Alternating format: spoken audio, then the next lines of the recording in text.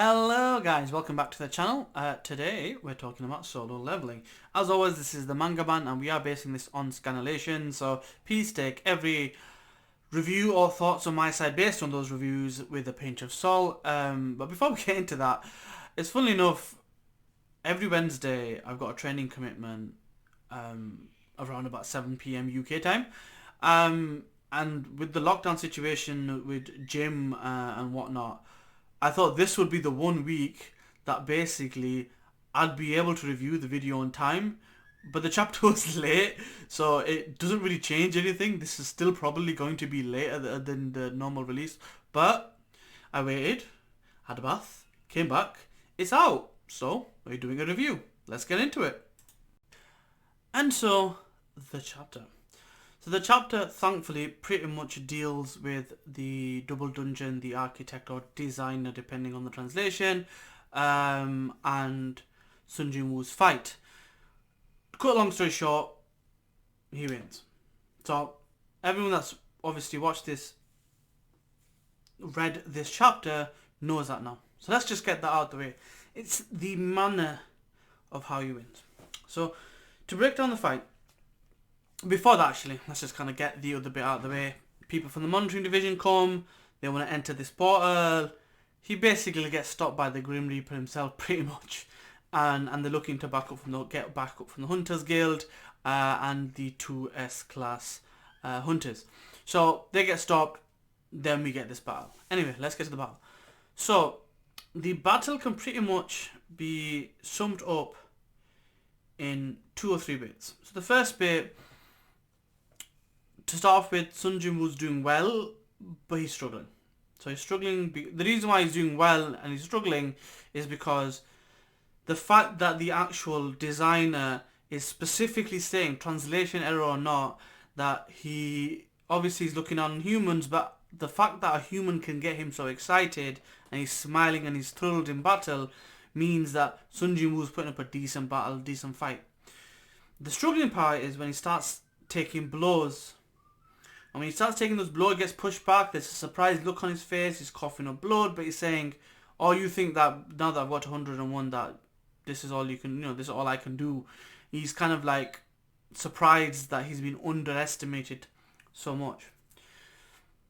And then there's a conversation about finding out what's going on. But one of the key elements in this chapter that needs to be highlighted is a question that is asked: "Why did you pick me?" And the designer says, "I didn't. I just designed the system. I didn't choose you." So there's another person that made that choice. So there's 2 people involved, the architect and somebody else, that was key in him getting these powers. So it was that second person who I believe was the decision maker by the sounds of it. Who that second person is, without going into light novel spoilers or kind of spoiling it for myself or the readers who are not up to date with the solo leveling light novel, we'll have to wait for it to be revealed. But so far, the only breadcrumbs we've got so far of this trail is that there was another person involved. So let's get that out of the way. So that's kind of like the second point with this. Towards the middle of the battle, there's like a timestamp around about the 6-minute mark. I think it's 6 minute 21, where basically the designer says, "Yeah, let's just enjoy the rest of this battle. I'm having fun." That's that sort of tone. And Sun Jin-Woo's realizing he's running out of time. So it's kind of a difference. If it's the same time remaining, but they've got difference kind of in mentality there. And then there's the part where essentially there's a flame deep inside. I'm assuming this is deep within Sun Jin-Woo, where he starts feeling things a bit differently.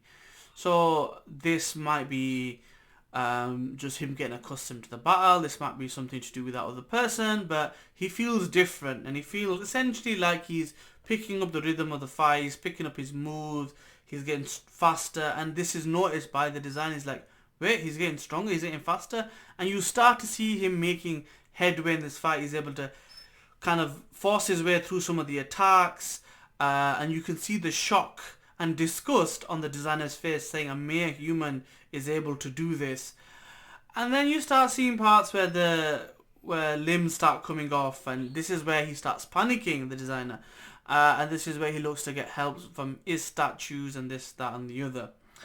And we see flashbacks of when Jin-Woo was the weak man he was before, and he gets his revenge by doing the people's elbow on one of the shield man, the boulder statue guy, Havel, if you're a fan of the Soulsborne series.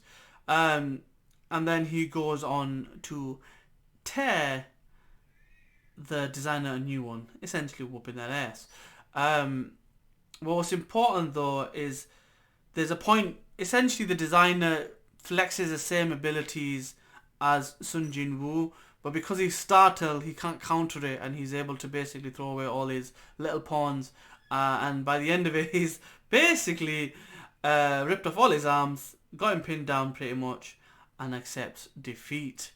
And unfortunately, that's where the chapter ends, but I'm going to leave you with a little tidbit that I noticed. Basically, the designer said, even in this fake body, this vessel, is basically getting pushed back. This ultimately leads me to believe that even at a level 101, this could have been a lot harder for Sun Jin-Woo had he met this individual, this being, this entity in its original form.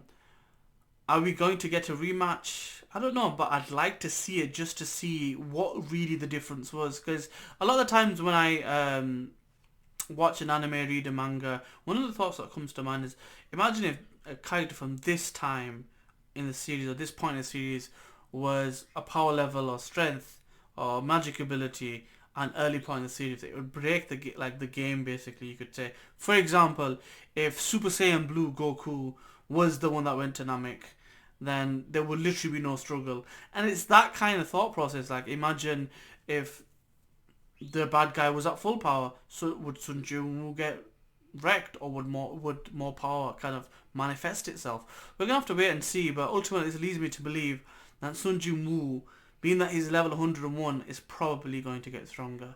But all I'm gonna say is I'm excited to find out what happens next.